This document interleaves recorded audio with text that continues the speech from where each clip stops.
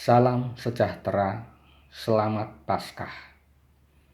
Untuk mengawali pewartaan saya yang pertama ini, saya mengambil dari Injil Yohanes bab 5 ayat 39 dan 40. Beginilah bunyinya. Kamu menyelidiki kitab-kitab suci sebab kamu menyangka bahwa olehnya kamu mempunyai hidup yang kekal. Tetapi walaupun kitab-kitab suci itu memberi kesaksian tentang aku, namun kamu tidak mau datang kepadaku untuk memperoleh hidup itu. Injil Yohanes ditulis sekitar tahun Masehi.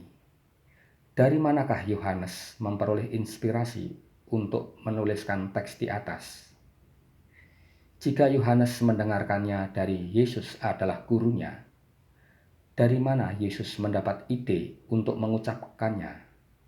Karena teks di atas memberikan gambaran seolah-olah seluruh isi kitab suci memberi kesaksian tentang Yesus.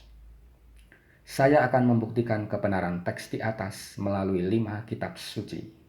Yang pertama dari kitab Henokh, yang kedua dari kitab Taurat Musa, yang ketiga dari kitab-kitab para nabi, yang keempat dari kitab Wahyu, yang kelima dari kitab Al-Quran. Pada tayangan saya yang pertama hingga keempat, saya mengutip dari kitab Henokh. Untuk tayangan saya yang kelima ini, saya mengambil dari Taurat Musa, bab 18 ayat 15 hingga 19. Beginilah bunyinya. Musa berkata, "Seorang nabi dari tengah-tengahmu, dari antara saudara-saudaramu sama seperti aku, akan dibangkitkan bagimu oleh Tuhan Allahmu. Dialah yang harus kamu dengarkan. Tepat seperti yang kamu minta dahulu kepada Tuhan Allahmu di Gunung Horeb pada hari perkumpulan, dengan berkata, 'Tidak mau aku mendengar lagi suara Tuhan Allahku, dan api yang besar ini tidak mau aku melihatnya lagi, supaya jangan aku mati.'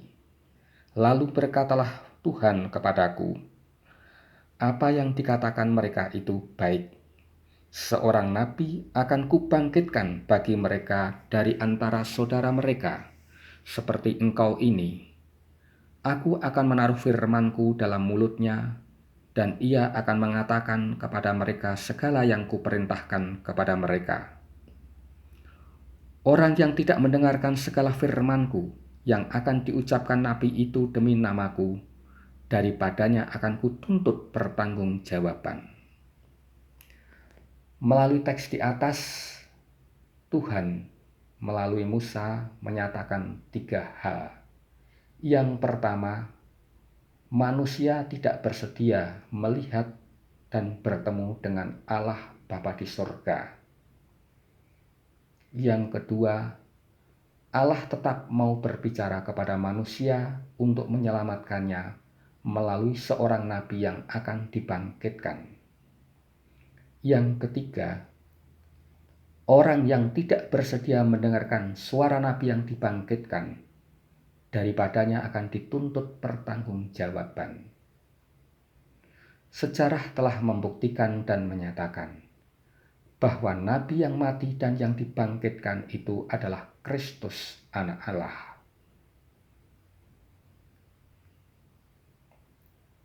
Seperti halnya kitab suci tidak dapat dibatalkan, demikian juga sejarah tidak dapat dibatalkan.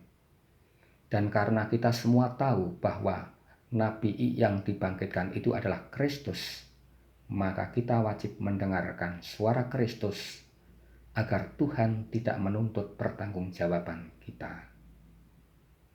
Selamat Paskah. Tuhan memberkati dan menyelamatkan. Amin.